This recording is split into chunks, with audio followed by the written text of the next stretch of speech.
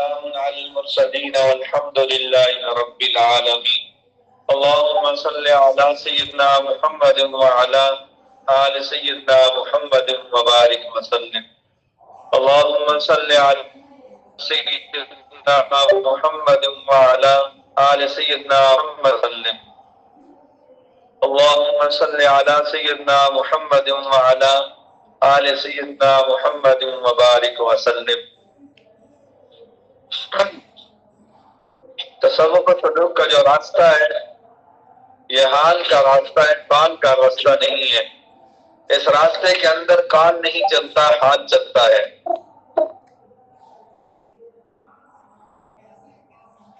اس لیے تصوف و سلوک کا تعلیمی کورس نہیں کروایا جاتا کہ 1 مہینے یا 2 مہینے، 1 سال 2 سال میں لوگوں کو بلا کر تصوف کو سمجھا دیا جائے.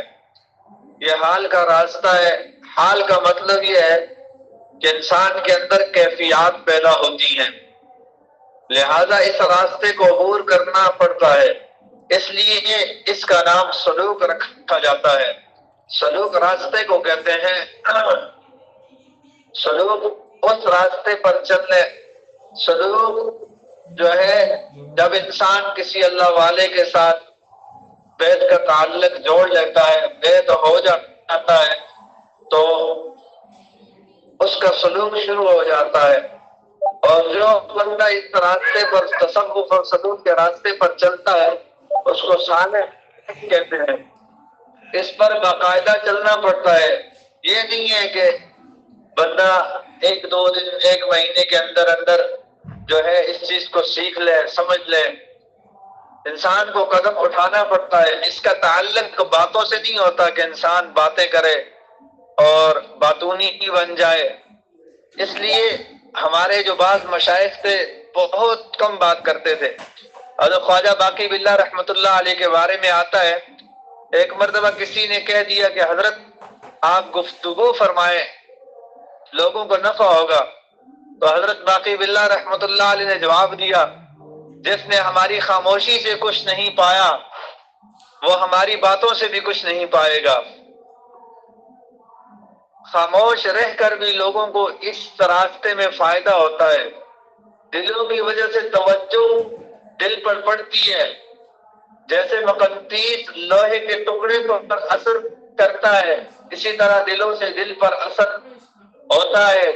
دل پر اثر قبول کرتے ہیں. یہ جو اہل اللہ ہوتے ہیں ان کے حال کے عجیب کیفیات ہوتی ہیں. جب انسان اللہ والوں کے ساتھ جڑ جاتا ہے تو پھر ذکر و سلوک کو سیکھتا ہے.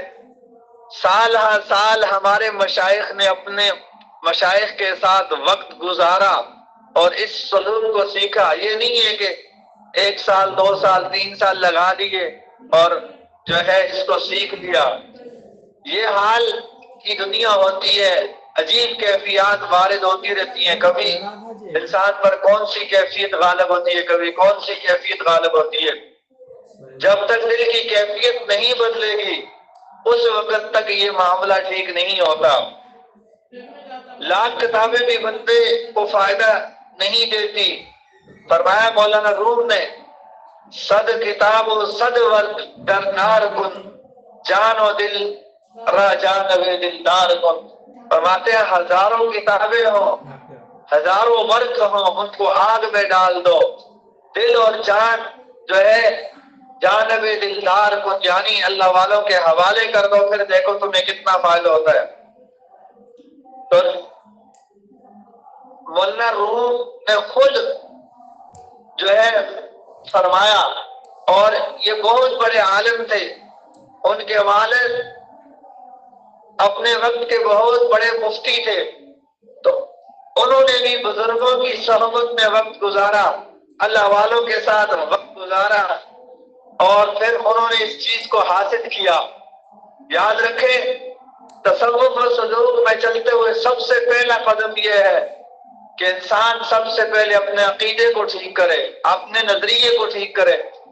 جو بندہ چاہے کہ میں اللہ رب العزت کی محبت اس کے اس راستے پر قدم اٹھاؤں تو سب سے پہلے اس کو اپنے عقیدے کو ٹھیک کرنا پڑے گا۔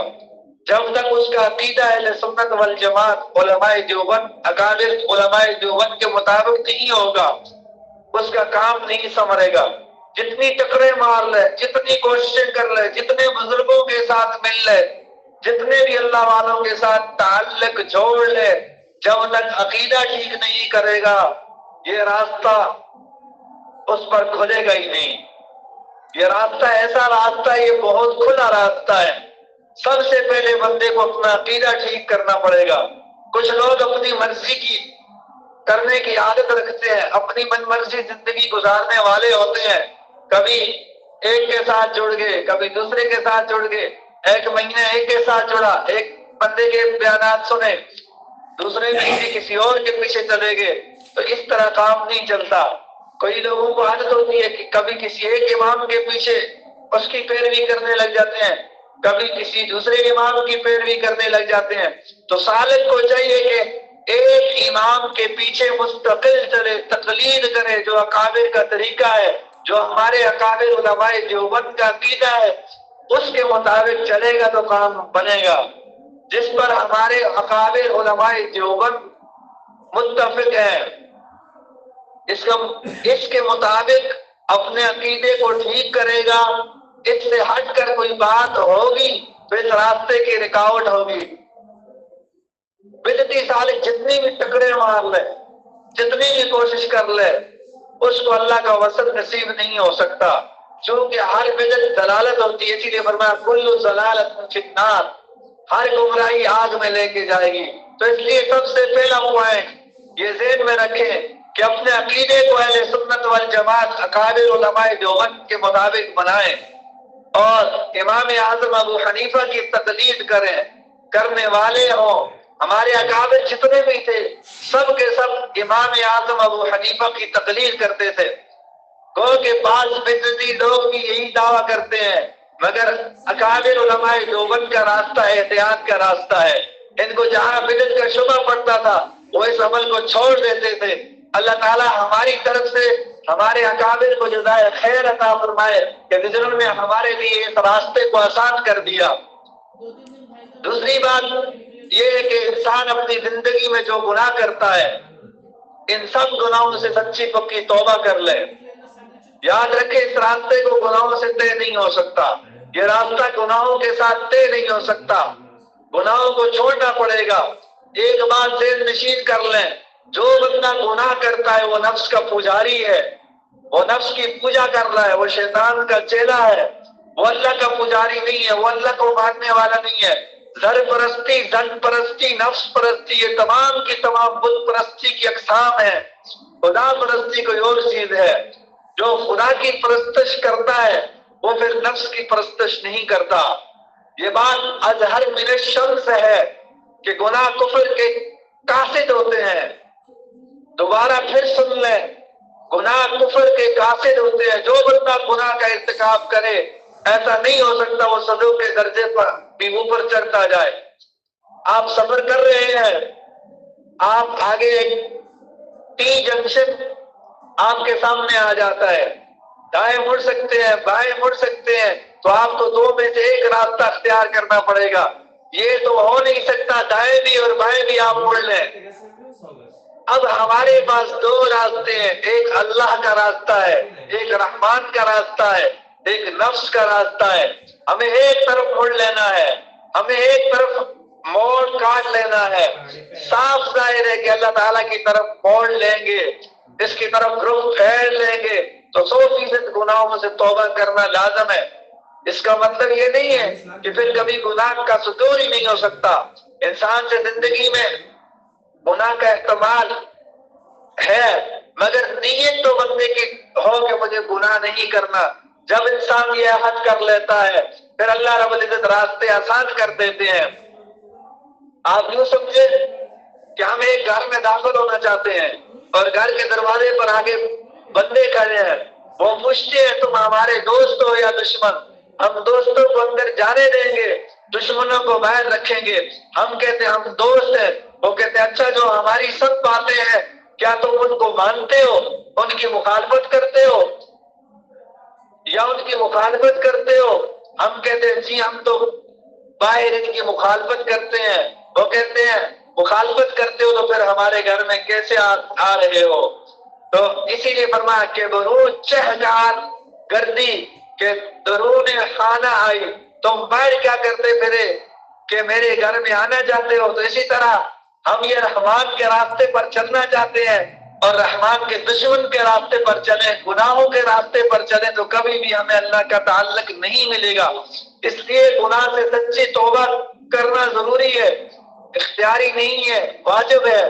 ہم اگر گناہ بھی کرتے رہیں گے اور ساتھ ساتھ سلوک بھی سیکھنے کی کوشش کریں گے تو ہم اپنی زندگی کا وقت ایسے ہی گزار دیں گے، دھکے کھاتے رہیں گے، دھکے کھاتے پھریں گے۔ پھر کیا ہوتا ہے؟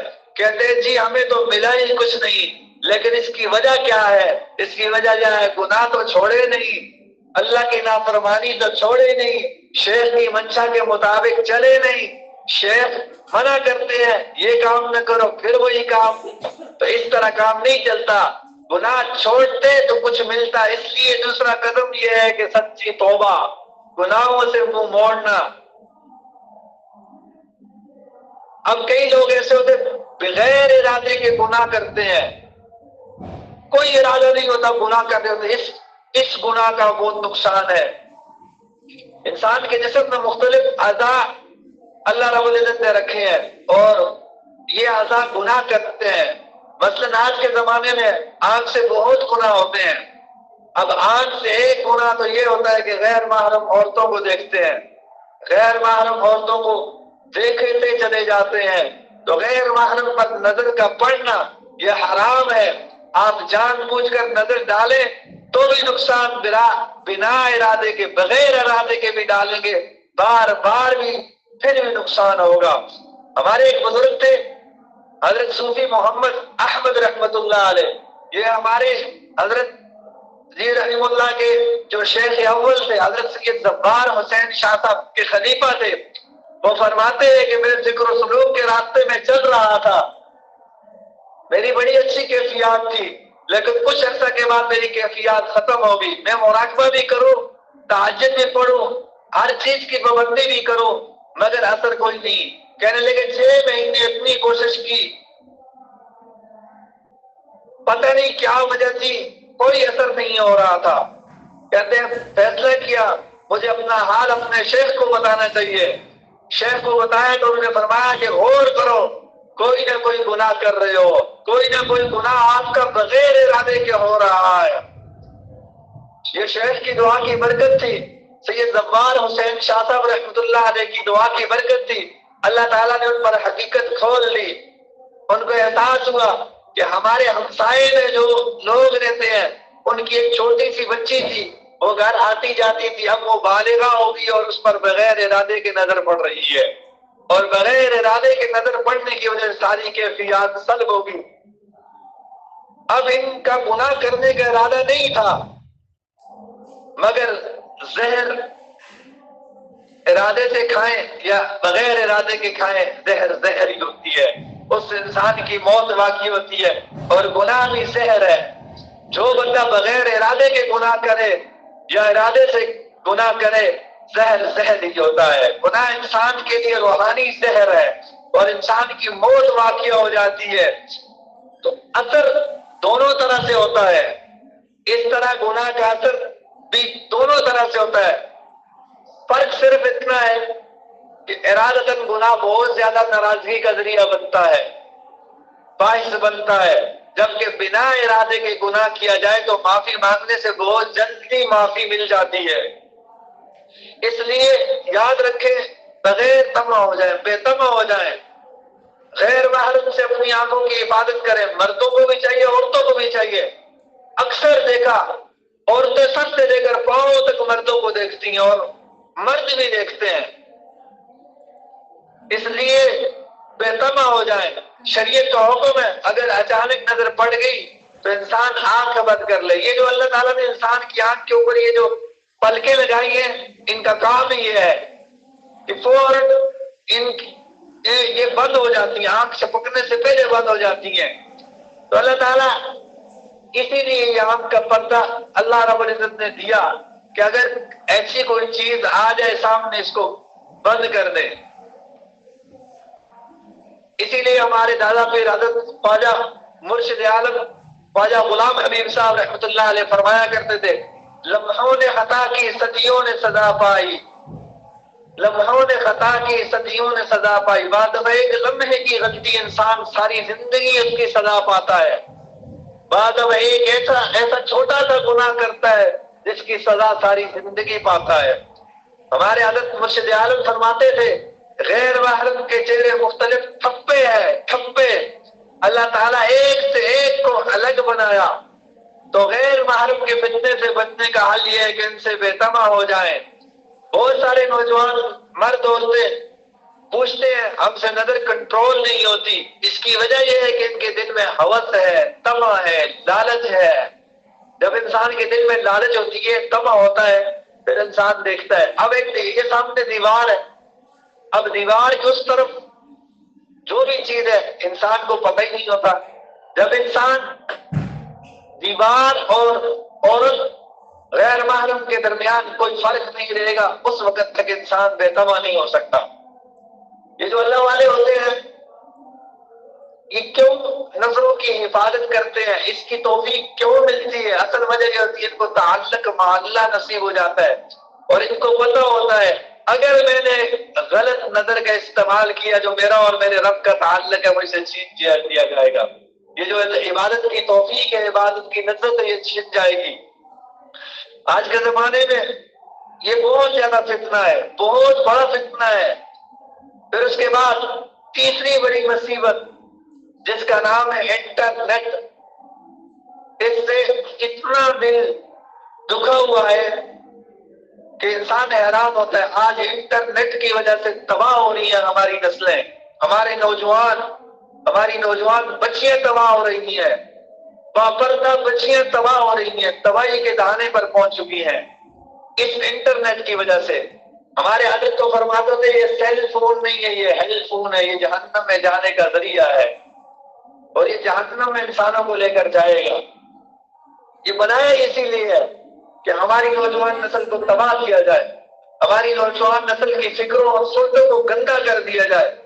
آج ایسے حالات ہیں، خود نوجوان بتاتے ہیں ہم سوچوں میں زنا کر بیٹھتے ہیں، حالانکہ کیا کچھ بھی نہیں ہوتا. سوچوں میں، فکروں میں اتنی گندی سوچ ہو چکی ہے، سوچ اتنی گندی ہے، ناپاک ہے. کئی نوجوان بچے اور بچیاں بتاتے ہیں ہم رات کو گپ شپ کرتے ہیں، صبح دونوں پر غسل واجب ہوتا ہے اس انٹرنیٹ کی وجہ سے.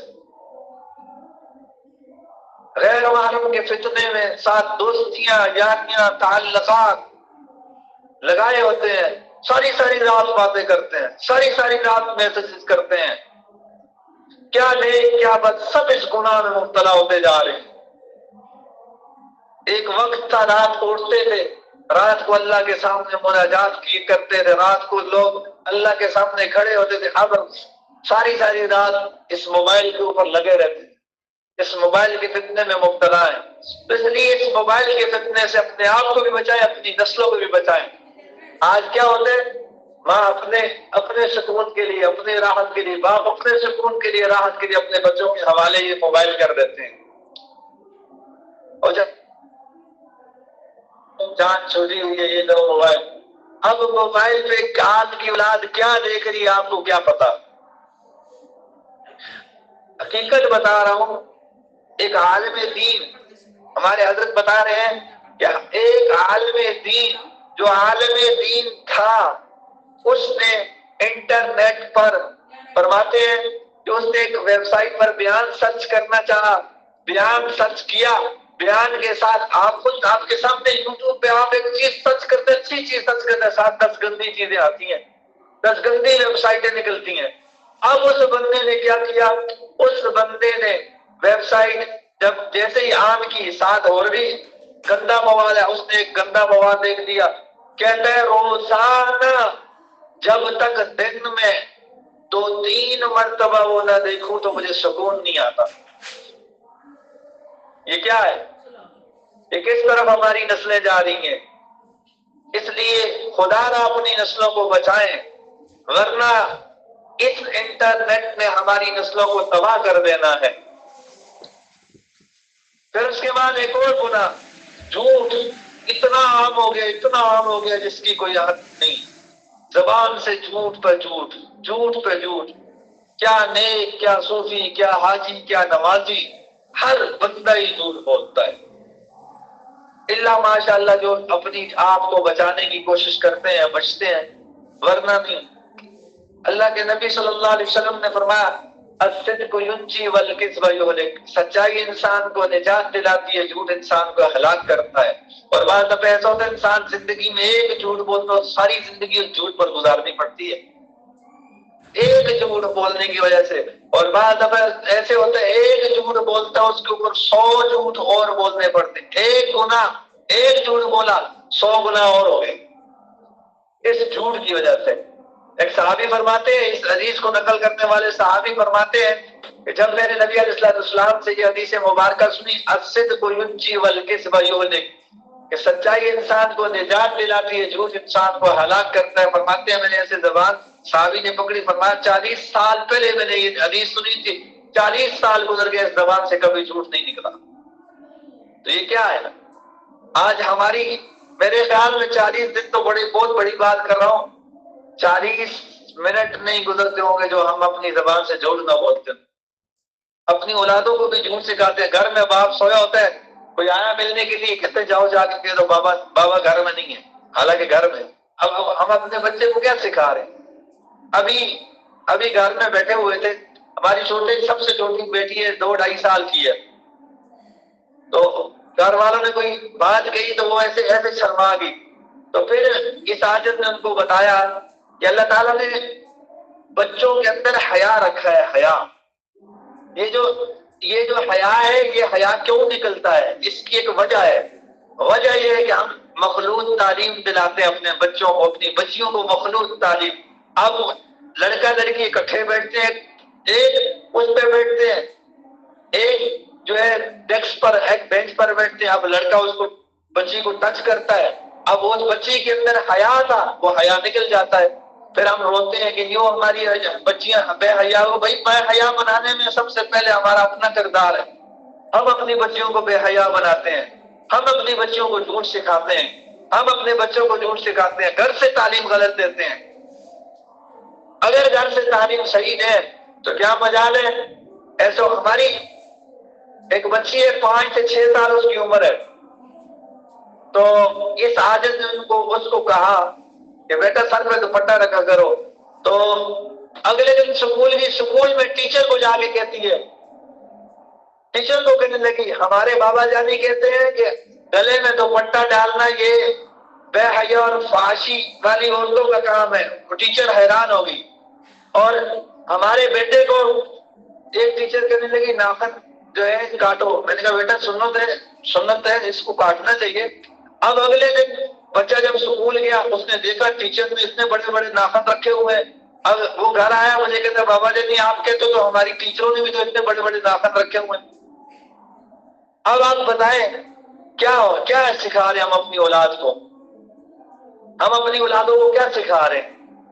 اب ٹیچر ہے، اللہ کی بندے عورتوں نے اتنے بڑے بڑے ناخن رکھے ہوتے ہیں، ذرا بھی نہیں سوچتی کہ ان ناخنوں کے اندر گند اکٹھا ہوتا ہے، بیل اکٹھی ہوتی ہے، اسی کو کھا بھی رہی ہیں، پی بھی رہی ہیں، سب کچھ چل رہا ہے۔ تو یہ کیا ہے؟ اس چیز کو ختم کیسے؟ ایسے بھی دیکھیے عالمات بچیاں بڑے بڑے ناخن رکھے ہوتے ہیں، فیشن ڈیزائننگ کر رہی ہوتی ہیں، فیشن، اور پھر یہ کیا ہے؟ یہ حیا ختم ہوتا جا رہا ہے۔ پھر اس کے بعد فرمایا اگلی جو چیز ہے وہ حیا ہے، حیا ختم ہو گیا ہے۔ ایسا برقع پہنا جاتا ہے جس کی وجہ سے مردوں کی خود جو ہے نظر اٹریکشن ہوتی ہے۔ اب دیکھیں مقدیس ہے، مقدیس کو آپ زمین پر رکھے، لوہے کے ذرات خود بخود اس کی طرف کھینچے چلے جاتے، کیوں آتے ہیں؟ اس کے اندر اٹریکشن ہے۔ اسی طرح اب کوئی بچی، کوئی عورت ایسا برقع پہنے گی تو مرد تو حبس کا پجاری ہے، وہ تو دیکھے گا، تو اس لیے اسلام نے منع کیا ہے ایسے برقعوں سے بھی جو فیشنی اور ڈیزائنی ہو، جو فیشنی اور ڈیزائنی پہنے جاتے ہیں۔ تو یہ حیا کے معنی حیا کے بالکل خلاف ہے۔ جس طرح مردوں کے لیے حکم ہے کہ حیا والی زندگی گزارے، اسی طرح عورتوں کے لیے بھی حکم ہے کہ حیا اور پاک دامنی والی زندگی گزارے۔ اللہ قرآن مجید میں حضرت شعیب علیہ السلام کی بچیوں کے بارے میں کیا فرماتے ہیں؟ استحیی، کہ وہ آئی حیا کی پاک دامنہ، حیا کے ساتھ چلتی ہوئی۔ موسیٰ علیہ السلام نے ان کو بتایا، موسیٰ علیہ السلام بھی حیا والے تھے، پاک دامن تھے۔ موسیٰ علیہ السلام نے فرمایا تم آگے نہیں چلنا، پیچھے چلو، پیچھے چلو، مجھے راستہ دکھاتی جانا۔ اب موسیٰ علیہ السلام کے اندر بھی حیا تھا۔ موسیٰ علیہ السلام نے کہا اگر آگے چلیں گی ان کے پاؤں پر میری نظر نہ پڑ جائے، ان کے جسم پر، ان کے کپڑوں پر میری نظر نہ پڑے۔ حیا تھا نا، حیا کی وجہ سے موسیٰ علیہ السلام نے فرمایا تم میرے پیچھے چلو، مجھے بتاتی جانا۔ اور آج کیا ہوتا ہے؟ ہم اپنی بچوں کو سکھاتے ہی کچھ نہیں ہے، حیا کی تعلیم سکھاتے ہی نہیں ہے۔ ہم یہ سمجھتے ہیں سکول، کالج، یونیورسٹی اور جو ہے یہ ٹیوشن سینٹر ہمارے بچوں کو بے حیائی سکھا رہے ہیں، فحاشی سکھا رہے ہیں، بریانی سکھا رہے ہیں۔ اس لیے خدا را اپنے بچوں کو ان چیزوں سے بچائیں۔ اگر تعلیم دینی ہے تو پھر ان کو حیا اور پاک دامنی بھی سکھائیں۔ ایسی ایسی بچیاں ہیں جو بتاتی ہیں کہ ہم اس سکول میں گئی، اس کالج میں گئی، ہم نے پردہ کیا، شرعی پردہ کیا، شریعت کے مطابق پردہ کرتی تھی، ہمارے جانے کی وجہ سے سارے سکول کا ماحول بدل گیا، ہماری کلاس کا ماحول بدل گیا۔ اس لیے ہمیں اپنے بچوں کو خود سکھانا پڑے گا۔ جن کے بارے میں ہم یہ کر رہے ہیں نا کہ سکول میں، کالج میں ان کے حوالے کر دیتے ہیں، ٹیوشن سینٹروں کے حوالے کر دیتے ہیں، یہ نہیں سکھائیں گے، یہ تو پیسے کے پجاری ہیں، یہ پیسہ بس ان کا مقصد ہی پیسہ ہے، کاروبار ہے، ان کا مقصد تعلیم والیم نہیں ہے۔ پھر اس کے بعد فرمایا اگلا جو گناہ ہے غیبت۔ جو لوگ سلوک کے راستے پر چلتے ہیں، اللہ تعالیٰ تک پہنچنا ہے، ان کو چاہیے غیبت سے بچیں۔ فرمایا الغیبت اشد من الزنا، غیبت زنا سے بھی زیادہ سخت ہے۔ زنا حالانکہ کتنا بڑا گناہ ہے، لیکن اللہ کے نبی نے فرمایا الغیبت اشد من الزنا، غیبت زنا سے زیادہ سخت ہے۔ اس لیے آج ہمارے گھروں میں کیا ہوتا ہے؟ جہاں مرد عورتیں بیٹھتے ہیں گھروں میں، دوسروں کی کمیاں، دوسروں کی کمزوریاں، دوسروں کی برائیاں، دوسروں کے بارے میں باتیں، جہاں مرد بیٹھتے ہیں تو دوسروں کی کمزوریاں غیبت کرتے ہیں۔ اور آگے سے کوئی اگر منع کرے او جی اس کے اندر او بھائی ہے تو پھر بھی یہی تو غیبت ہے، میں اس کے منہ پر بھی کہہ سکتا ہوں، اور منہ پر تو کہہ سکتے ہو لیکن ہے تو غیبت ہے۔ آج ہم اس گناہ میں مبتلا ہیں، اور غیبت ایک ایسا گناہ ہے اس کی وجہ سے انسان کے سارے اعمال ضائع ہو جاتے ہیں، سب اعمال، نیک اعمال ضائع ہو جاتے ہیں، نیک اعمال کا اثر ختم ہو جاتا ہے۔ آج ہماری محفلیں، ہمارے جو جتنی بھی مجالس ہیں اس غیبت سے بھری ہوئی ہیں۔ مسجد میں بھی بیٹھے ہوتے ہیں، مسجد میں، اور ایسے بھی دیکھا بیت اللہ شریف میں بیٹھے ہوتے ہیں، بیت اللہ شریف میں بھی غیبت کر رہے ہوتے ہیں۔ جس امام کے پیچھے نماز پڑھتے ہیں اس امام کی غیبت کرتے ہیں، جس کو اپنا امام مقتدا بنا لیا اس کی بھی غیبت، اس کی بھی کمیاں، اس کی بھی کمزوریاں۔ یہ کیا ہے؟ کس طرف جا رہے ہیں ہم لوگ؟ تو اس لیے اس چیز سے بچیں، اپنے آپ میں بچائیں، اپنے گھر میں نا غیبت والا ٹاپک ختم کر دیں۔ اگر کوئی بچہ کسی کی کمزوری بیان کرے تو اس کو منع کریں، خود بھی نہ کریں، گھر والوں میں بھی منع کریں، سنیں ہی نہ۔ جو بندہ غیبت سنتا نہیں وہ کرتا ہے، جب سنیں گے نہیں کریں گے بھی نہیں۔ یہ اس کا آسان، ہمارے استاد تھے، ہم نے ان سے پڑھا، تقریباً 10-11 سال پڑھا، 12 سال پڑھا، 12 سالوں میں ہم نے نہیں سنا کبھی انہوں نے کسی کی کمزوری بیان کی ہو، کبھی بھی نہیں، کسی کی غیبت نہیں کی، اور سنتے بھی نہیں تھے، پتے کی بات سنتے ہی نہیں تھے۔ آج تک 16-17 سال سے ان کا تعلق ہے ان کے ساتھ، 17 سالوں میں شاید ہی کبھی انہوں نے کسی کی غیبت کی ہو، نہیں کرتے، کہتے سننی بھی نہیں، کرنی بھی نہیں، بس۔ تو یہ اپنا مزاج بنائیں۔ کیا ضرورت ہے؟ خام کا پھر پتہ کیا ہوتا ہے، دل اور دماغ کی کیفیات بدل جاتی ہے، دلوں میں نفرتیں پیدا ہو جاتی ہیں، ایک دوسرے کے لیے ضد اور بغض اور عداوت پیدا ہو جاتی ہے۔ یہ تو بھائی بھائی سے دشمنیاں ہیں، بہن سے بھائی کی دشمنی، بھائی کی بہن سے دشمنی، ایک دوسرے کے لیے عداوت ہے۔ اس کی ایک وجہ یہ ہے جو ہم غیبت سنتے ہیں، غیبت سننا ہی چھوڑ دیں، کریں گی بھی نہیں۔ تو اس لیے اس گناہ سے ہم اپنے آپ کو بچائیں، اپنے معاشرے کو بچائیں، ورنہ ہمارا معاشرہ بربادی کی۔ پھر اس کے بعد ایک اور گناہ ہے، پیٹ کا گناہ۔ انسان کئی دفعہ ایسا ہوتا ہے بازار کے بنائے کھانے، بنی ہوئی چیزیں کھاتا ہے، کھانے کا عادی ہوتا ہے، اس کی وجہ سے بھی انسان گناہوں میں مبتلا ہو جاتا ہے۔ اب ہم نے کسی سے خریدی چیز، ہمیں کیا پتا وہ جھوٹی آدمی ہے، اس نے زنا کیا ہوا اور زنا کی حالت میں غسل بھی نہیں کیا اور آ کر کھڑا ہو کے پکا رہا ہے۔ اب اس کے اثرات کھانے پر تو پڑیں گے، وہ ہمارے اوپر پھر ہماری روحانیت کو تباہ کریں گے۔ اسی لیے کوشش کریں اس چیز۔ حضرت شاہ غلام علی دہلوی رحمۃ اللہ علیہ کے بارے میں آتا ہے، فرماتے ہیں میں ایک دفعہ کسی دعوت میں شریک ہو گیا، مجھے پتہ نہیں تھا، مگر جو کھانا وہاں تھا وہ مشتبہ تھا۔ کہتا ہے میں نے کھا لیا، نتیجہ یہ ہو کہ میری ساری کیفیات ضائع ہو گئی، سب کیفیات سلب ہو گئی۔ کہتا ہے میں بہت پریشان تھا، توبہ طائب ہوا، اللہ سے معافی مانگی۔ کہتے ہیں بالآخر میرے شیخ حضرت مرزا مدر علی جان رحمۃ اللہ علیہ کی خدمت میں حاضر ہوا اور بتایا کہ حضرت میرے ساتھ تو یہ ہوا ہے۔ تو حضرت نے بھی افسوس کا اظہار کیا، مگر ساتھ کہا آپ میرے پاس آنا، میں روزانہ آپ کو توجہات دوں گا، میں توجہ دوں گا۔ فرماتے ہیں کہ میں روزانہ حضرت کی خدمت میں جاتا، حضرت مجھے توجہ دیتے، ایسی توجہ کہ ہاتھی پر ڈالی جاتی وہ بھی متاثر ہو جاتا، ہاتھی بھی پہٹ جاتا، ایسی توجہ۔ فرماتے 40 دن میرے شیخ نے مجھے توجہ دی، توجہ میں لیتا رہا۔ ایک مرتبہ کھانے کی ظلمت اگر یہ حالت ہے تو پھر ہم اور میں اور آپ کتنے بازاروں کے کھانے کھاتے ہیں؟ تو ہمارے روحانیت کتنی برباد ہوگی یہ ذرا سوچیں۔ اس لیے کوشش کریں بازار کا کھانا نہ کھائیں، اپنے گھر میں بنا کے کھائیں۔ اور ہمارے دادا پیر حضرت خواجہ مرشد عالم خواجہ غلام حبیب صاحب رحمۃ اللہ علیہ کے بارے میں یہ جو فارمی مرغی ہے نا، یہ فارمی مرغی نہیں کھایا کرتے تھے، کھاتے تھے تو کہتے تھے اس کو پہلے 1 ہفتہ 2 ہفتے اپنے گھر میں لا کر رکھتے تھے تاکہ اس کی خوراک بدل جائے، گھر کی خوراک حلال خوراک کھائے، اس کے بعد اس کو ذبح کر کے کھاتے تھے۔ اس لیے کوشش کریں، یہ جو چیزیں ہیں یہ انسان کے لیے بڑا نقصان دہ۔ سیدنا صدیق اکبر رضی اللہ عنہ کے بارے میں آتا ہے کہ ان کو کسی نے ایک دفعہ ایسا کھانا کھلا دیا تو انہوں نے منہ میں انگلیاں ڈال کر اس کھانے کو نکالا، کی تکلیف میں اپنے آپ کو مشقت میں ڈالا۔ اب یہ احتیاط ہے، یہ احتیاط آج جو ہماری روحانیت تباہ ہو رہی ہے، دل نہیں کرتا نماز کے لیے، نیکی کی طرف دل نہیں کرتا، اس کی وجہ یہی ہے کہ ہم بازار کے کھانے کھاتے ہیں، اور بازار میں جو چیز بنتی ہے اللہ ہی جانے۔ اس سے بھی بڑی بات یہ ہے کہ ہوس کی نظریں پڑتی ہیں۔ ہوس کی نظروں کا مطلب یہ ایک آدمی ہے وہ خرید تو نہیں سکتا اس چیز کو، لیکن نچائی ہوئی نظر اس کی پڑتی ہے، اس کھانے پر پڑتی ہے، اس چیز پر پڑتی ہے، ہوس والی نظر پڑتی ہے۔ اب جب ہم وہ کھائیں گے تو ہمارے اوپر وہ کیفیات کا اثر ہوگا، تو اس لیے کوشش کرنی چاہیے کہ اس چیز سے بچنا چاہیے۔ فرمایا اسی لیے خرد میں کہہ بھی دیا لا الہ تو کیا حاصل، دل و نگاہ مسلمان نہیں تو کچھ بھی نہیں، تو عرب ہے یا عجم ہے تیرا لا الہ، لغت غریب جب تک کہ تیرا دل نہ دے گواہی۔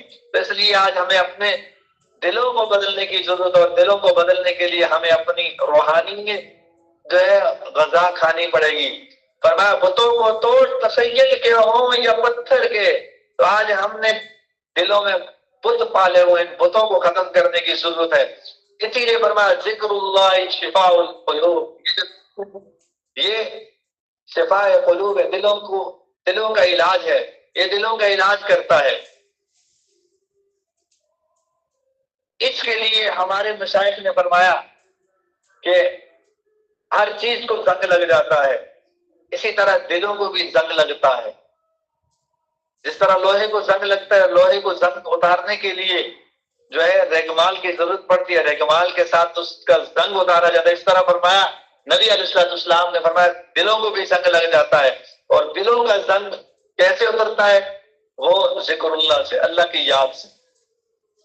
ذکر جو ہے دلوں کی پالش ہے، اس لیے کوشش کریں ذکر کے مجالس میں جڑیں، اللہ والوں کے ساتھ جڑیں، اللہ والوں کے بتائے ہوئے ذکر کریں، پھر دیکھیں چند دن کریں گے انشاءاللہ آپ کا دل زندہ ہو جائے گا۔